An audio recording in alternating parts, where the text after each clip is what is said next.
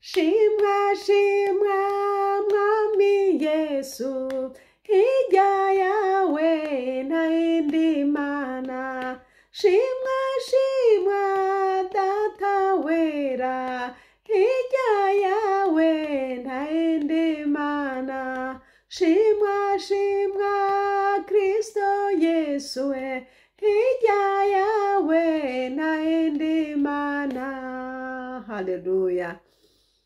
Ndabaramukije bene data, amahoro ya Yesu nabane n'umwe wese hahaherereye ku isi yose. Muri kumwe na Françoise Habonayo, ndasubiye gushimira data wa twese kuko aduhaye uyu mwanya kugira ngo tuganire ijambo ryayo. Reka dusenge. Urakoze mwami Yesu kuko uyu mwanya uduhaye. Haleluya. Urakoze kuko uvyemeye kugira ngo tuganire n'ubwoko bwawe mwami. None ndakwinginze ngo umfashe nyaguhora ku ngoma. Mwemu wawe mwiza andongore kugira ngo Yesu ibyo mvuga vyumvikane, kandi ufashe abavyumva bose bagire ikimazi uzobukoze mu izina ryawe ryera Yesu. Amen. Bakunzi, nsubiye gushimira Kristo, arakoze. Niwe aduha guhumeka, niwe yandinze, niwe ampaye kubaho uyu munsi, kandi nawe niwe aguhaye kubaho, nico gituma uri kurankurikira. Imana ishimwe. Rero ngomba gusangira namwe ikintu Imana yambwiye tariki 17 z'uku kwezi kw'icenda. Tariki 17 z'uku kwezi kw'icenda, ntihari kera. Uyu munsi ni somero 19, ubu turi tariki 19, murabizi. Rero Yesu angiriye neza kugira ngo nganire namwe. Hari mu masaa 5 z'umurango, hanyuma uwo mwanya nari ndyamye ariko ntabwo nari nsinziriye. Hahandi gusa kuko nari namaze kuvyuka, hama nongera ndagaruka nja mu gitanda. Muri ako kanya sinzi ukuntu muhemu yera yanjanye anjana mu yindi dimension. Ncambona ibyo ngira nganire namwe rero muri kano kanya. Nagiye kubona uwo mwanya rero, nari mpumirije amaso, hama rero nza mbona nicaye mbona imbere yanje hicaye abakobwa babiri. Abakobwa babiri ni abakobwa nsanzwe nzi. Hanyuma mbona inyuma yanje hariho umwana mutonya. Uwo mwana mutoyi yari umwana mwana atanguye guhoha ataramenya kuvuga.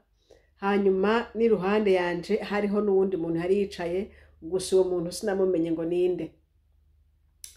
Hanyuma ibyo twarimwo sindabizi, ariko abo bakobwa bo twari tuzinanye simbizi ko twaba twariko turaganira sinzi.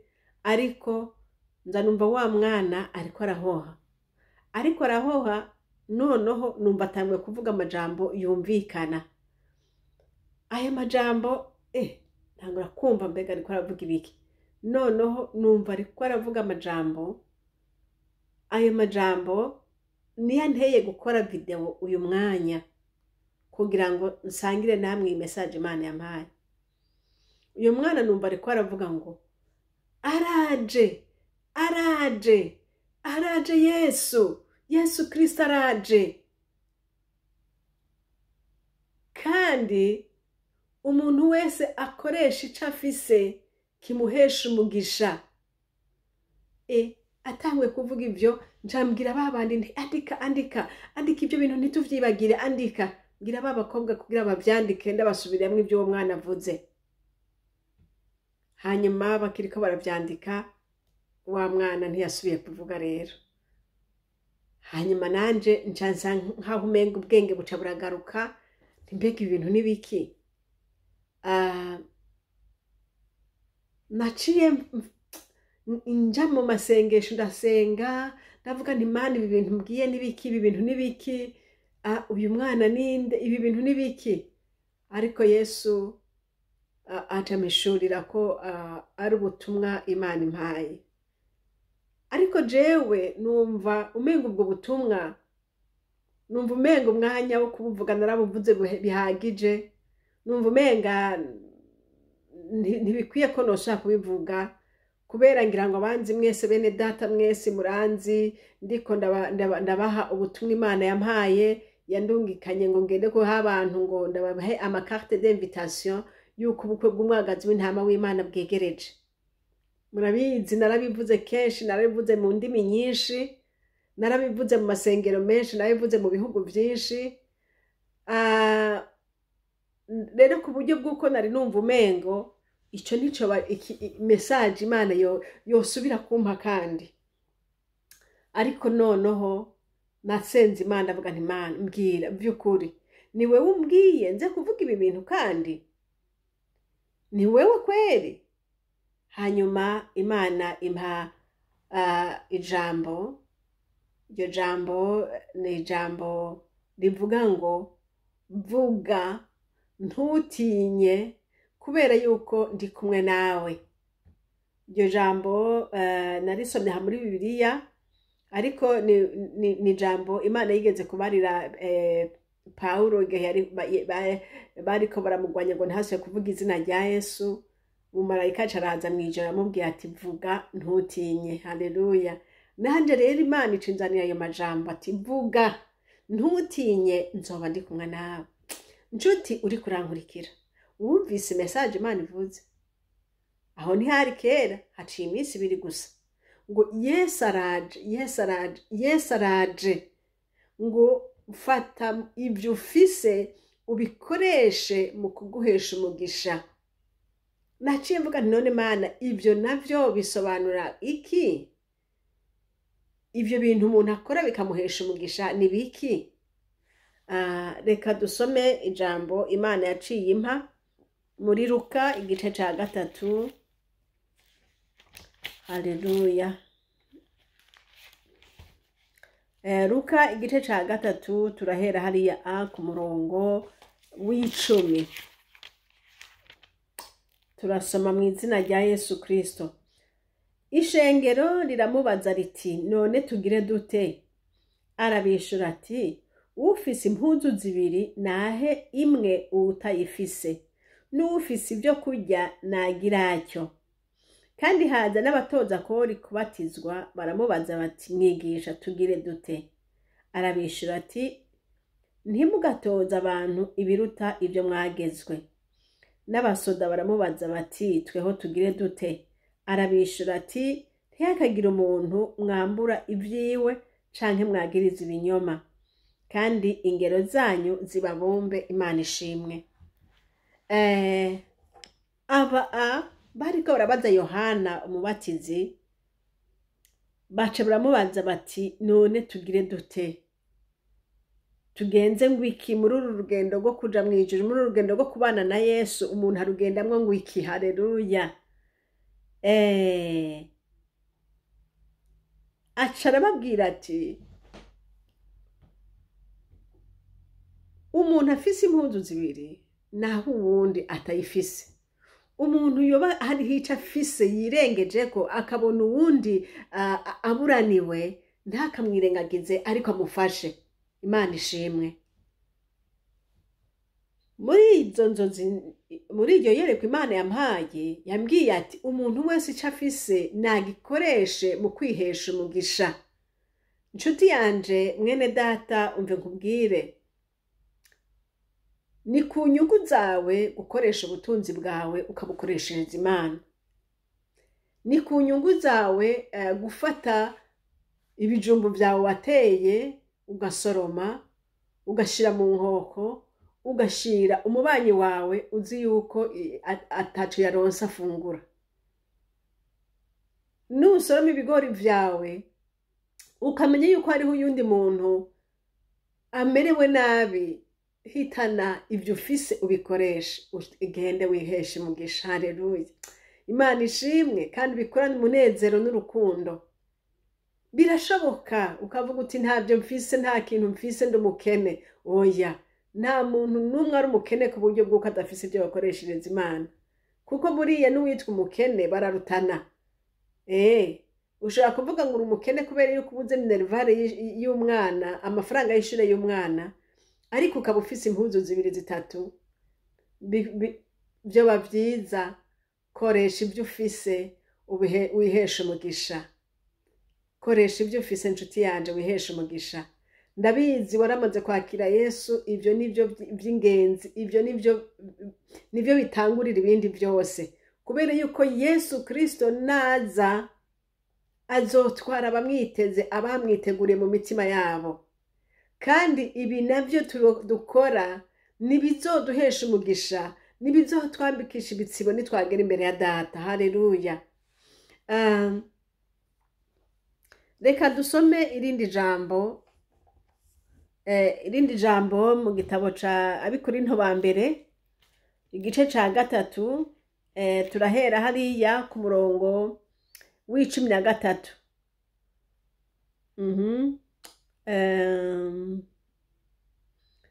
Okay, reka duhere ku murongo w'10. Uko dukwiye kubaka ku mushinge, nk'uko nahawe ubuntu n'Imana, nashizeho umushinge nk'umwubakisha mukuru w'ubwenge, uwundi yubakako. Ariko umuntu wese niyiyubare uko yubakako, kuko uwundi mushinge ata muntu ashobora kuwushiraho atari uwashizweho, niwo Yesu Kristo. Haleluya. Ibyo twokora byose tubikora dushira ku mushinge, uwo mushinge niwe Yesu Kristo. Murindi jambo tubanza kwihana no guha ubugingo bwacu Yesu, hanyuma rero turi muri Yesu tukaca tukora rero, kuko Yesu naza ntazobanza kuraba ibikorwa twakoze, azoraba ko amazina yacu yanditse mu gitabo c'ubugingo.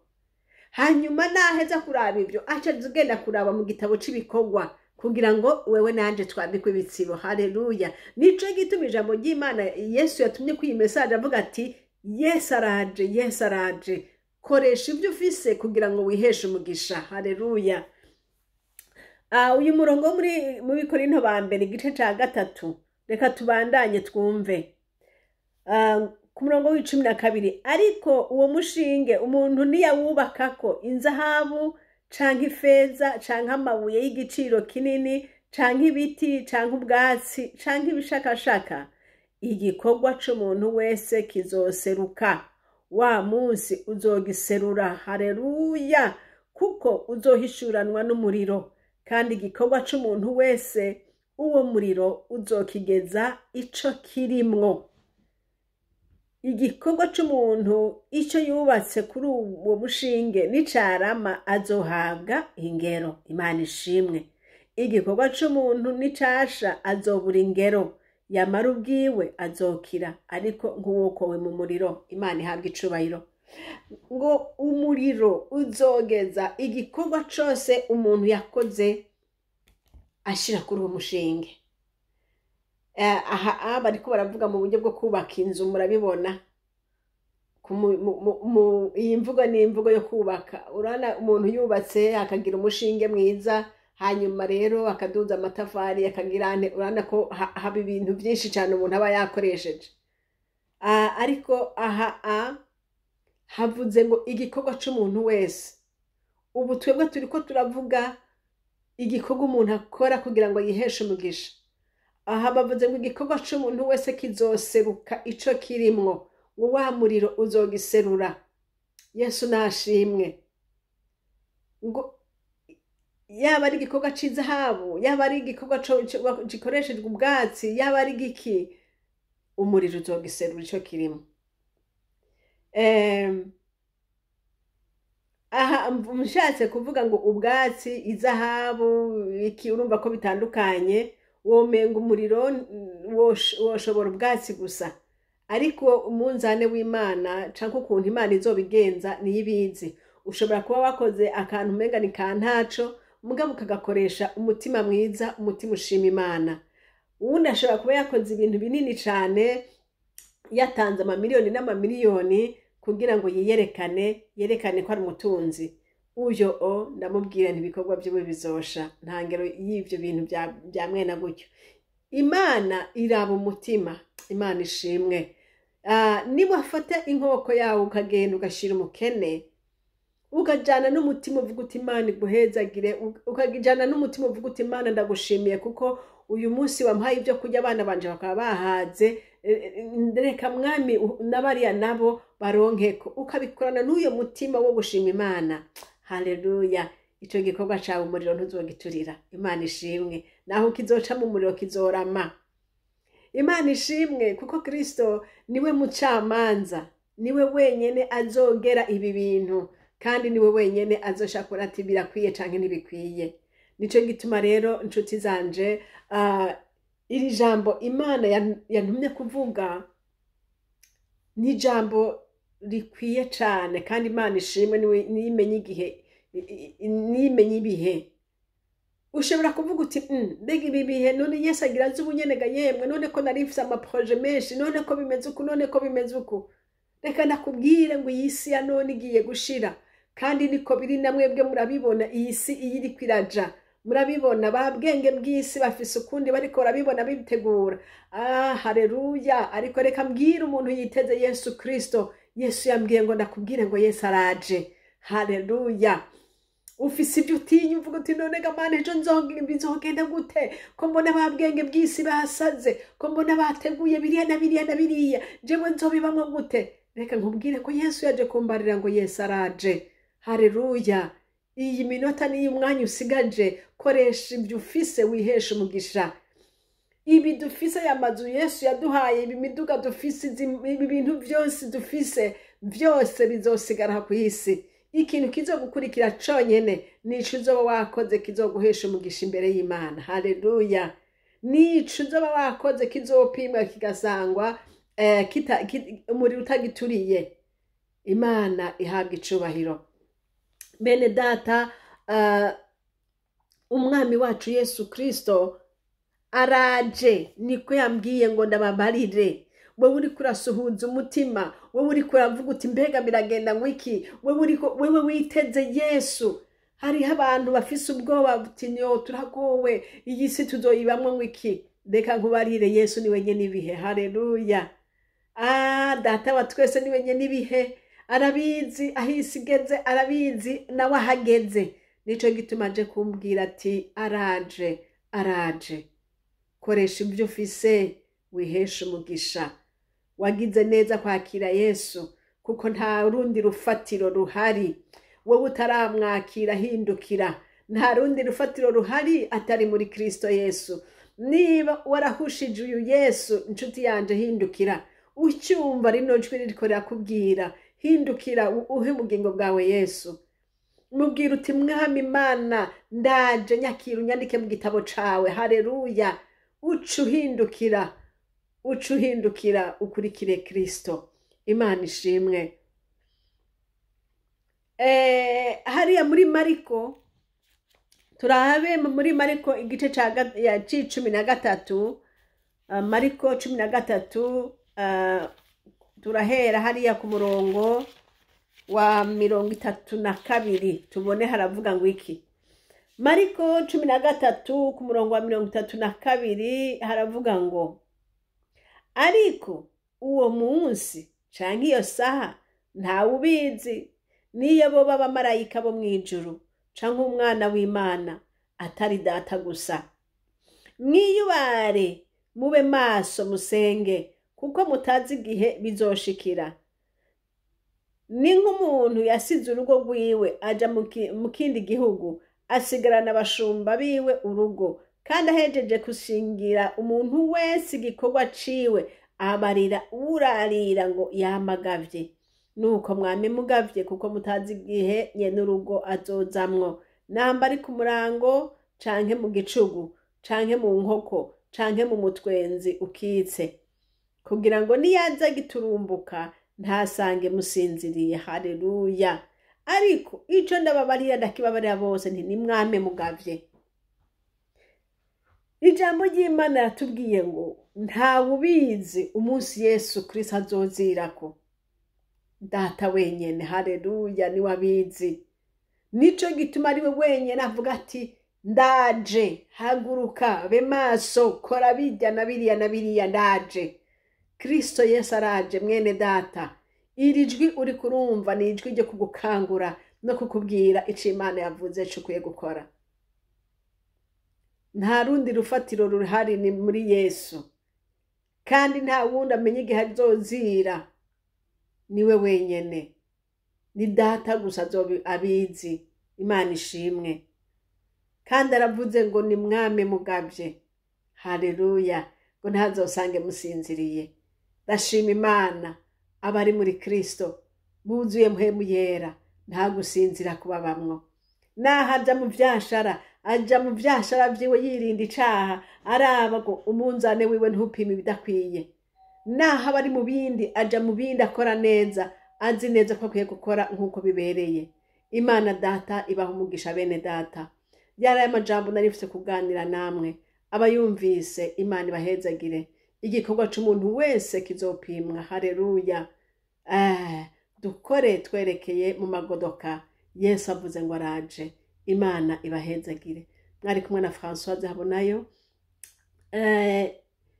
Iyi shene tuvugira ko ni shene Habonayo, wanditse muri majuscule ukandika Habonayo, ucubona ibyo na partage byose. Kandi nomero ya telefone ni +46 768 00 65 46. Imana data ibahezagire mwese. Amen.